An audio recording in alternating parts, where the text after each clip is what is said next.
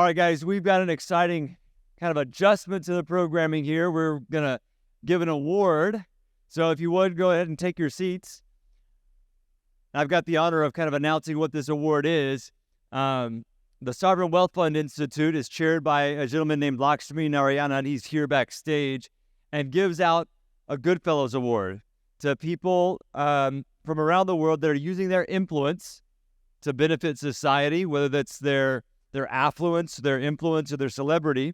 And the Goodfellow Award, it stands for a Global Order of Outstanding Disruptors.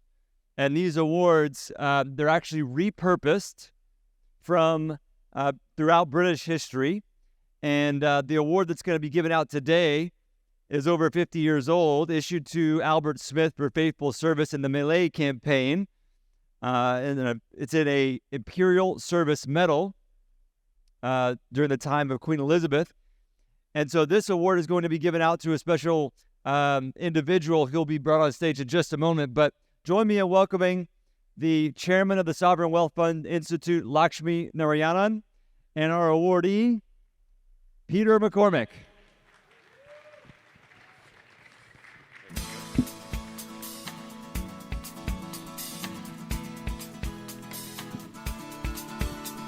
Hello.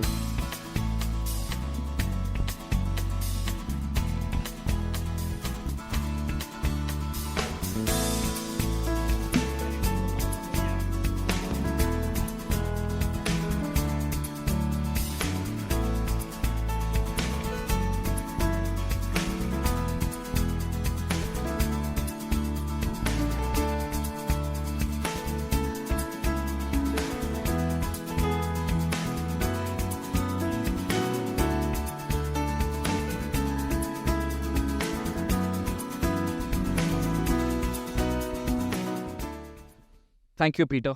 Thank you. Those who know about the Goodfellow Awards, those who don't know about the Goodfellow Awards, I want to give a little bit brief about the Goodfellow Awards. This award is hosted every year in the UK Parliament. We decided to take it outside and recognize people and non-conventional industries. Specifically, this is given to people from the conventional space in the financial world. We want to bring the blockchain industry to the mainstream, and this is the first time we are hosting it outside the conventional ecosystem. Thanks for Texas Blockchain Council for providing us an opportunity and partnering with us to host this award. This is the second award. Yesterday night we had the first award.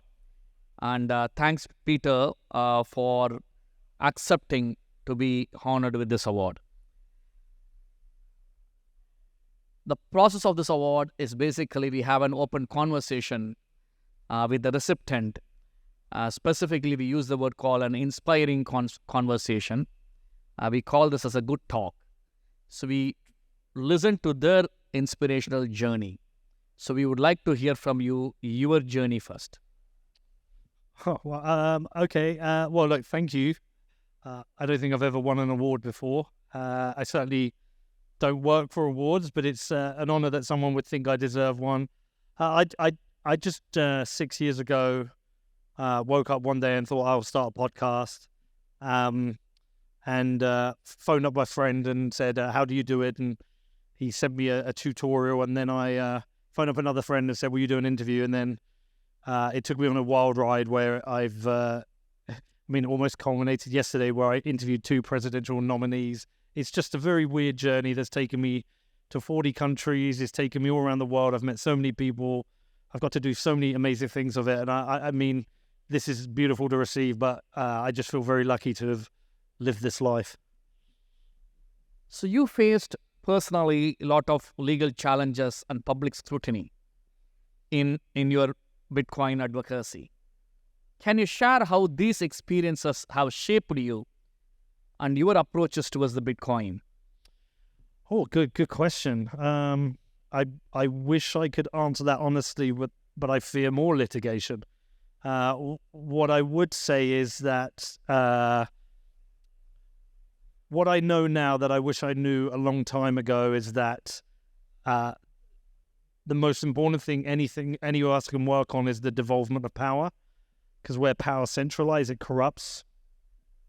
And that to me, it can be money, it can be politics, it can be anything. But I'm focused on the devolving the power and money away so individuals can protect their wealth that they earn.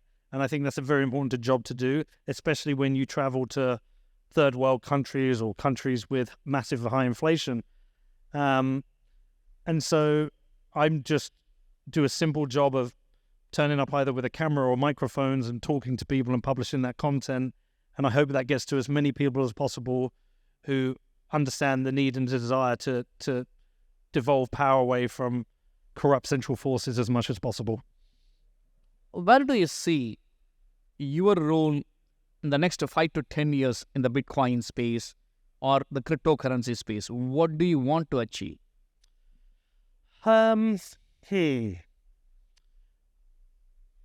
I would like to be more and more successful, because if I'm more successful, it means that Bitcoin has continued to grow. If my podcast dies, it's the expectation that Bitcoin has died. So I want Bitcoin to succeed, and I think what I do is intrinsically linked to that. It sounds very selfish, but it's more like that's a pattern I recognize. I don't know. I'd just like to talk to as many interesting people as possible, get my content out to as many people as possible, and hope as many people as possible can protect themselves from this debt apocalypse that is coming. From your last answer, how does your personal philosophy, your individual philosophy align with the Bitcoin advocacy? You haven't started your whole life with the Bitcoin. It came along the way. I mean, people say Bitcoin changes you, and I can't even pin my philosophy because it's changed so much. And I speak to so many different people with such a wide range of views. It's very hard to have a singular hard ideology with anything. All I would say is that I've just come to understand that the most important people in the world are the electorate, not the people we elect. The power should be with the electorate, not the politicians. And the more we can do to take power away from people who are corrupt, thieves, criminals, the better this world will be. Most of the people who started the Bitcoin podcast or any type of podcast in the space, they become a fund manager. They started collecting funds and managing funds or becoming but you haven't. So what keeps you driving, and what was a trigger point even to get into that space? Oh, well, listen, I mean, I've got one of the best jobs in the world. I understand how lucky I am. I've had some terrible, shitty jobs in my life. I've hammered handles on umbrellas. I've worked in a shop. I've worked in a carpentry warehouse. I mean, I've had terrible jobs. My job now is to get on a plane, meet super interesting people and talk to them. I'm very lucky. Nothing has to drive me forward because it's a great job. I'm just very lucky to get to do this. At the same time, to work at the forefront of one of the most important, if not the most important technology and invention of all time is a wonderful thing to do. And you come out to places like this and meet incredible people who are building the companies and the technology and the products that people use to take advantage of this technology. So you come from an UK origin, right? Yes. So you're born, brought up there completely, everything, your whole life is about UK? Look, I'm not just, I'm half Irish as well. So I don't, it's not that I care about the UK. I actually care about where I'm from, a little town called Bedford.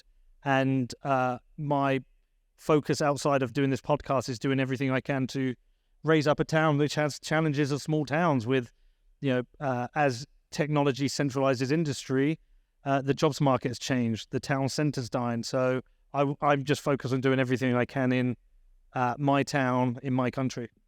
So what would you do different in case if you have all the possible resources, everything you need, accessibility to make sure a Bitcoin as a global currency, what would you do as a different? Well, I bought a football team 2 years ago, a 10th tier, tiny little football team that had 40 people to go and watch them. we won the league last year. We're top of the league this year, and I'd like to get them into the Premier League. So if I had all the money in the world, I'd put it into that, get them into the Premier League. And as with the Bitcoin team, that will that to me that's a great underdog story that signifies what Bitcoin is, which is a grassroots underdog story. What do you think the role of media, the overall media should be? The role of media? The role of media, the media houses, the press and media houses. The role of media is to tell the truth. So you think they are not telling the truth? That's what you look at it at this juncture? I think mainstream media is corporate media, and it's corporate propaganda, and it's almost always lies. I think the role of media and journalism tell the truth, and we don't have enough truth in the world anymore. Who is your inspiration? Sorry? Who is your inspiration? My inspiration? Oh, God, good question. Think about that carefully. My inspiration. I haven't really had time recently to even think about that, and I wouldn't want to rush to an answer. I can give a very corny answer, which would be my mother. She passed away 6 years ago. She's the reason I got back into Bitcoin. But because my mum, two things: she didn't have a filter, so she was very truthful with people, and she had no pretense about her. She didn't care about anything flashy. She worked for charities her whole life and to help other people. And I think she was a wonderful woman, and she was definitely an inspiration to me. Let me end this with the last question. Where do you think the existing innovations happening in the Bitcoin, we are talking about a lot of innovations consistently, we are seeing the innovation in the Bitcoin space. I mean, the most interesting area of innovation for me is mining. I mean, I don't even think Satoshi Nakamoto could have foreseen what would happen to the mining industry, industrial scale mining, mining integration with grids, miners position themselves at landfill sites and burning off methane and working towards climate change goals. I think the mining industry is just, the innovation there is truly incredible. Ladies and gentlemen, share with us a memorable moment to have Peter with us. Thank you so much. Appreciate that. Hey guys, thanks for coming out to the 2023 North American Blockchain Summit. It was the best summit yet. We look forward to hosting you again next year. If you enjoyed the summit or like what you saw in this video, be sure to subscribe. If you're interested in learning more about membership in the TBC, go to texasblockchaincouncil.org to learn more.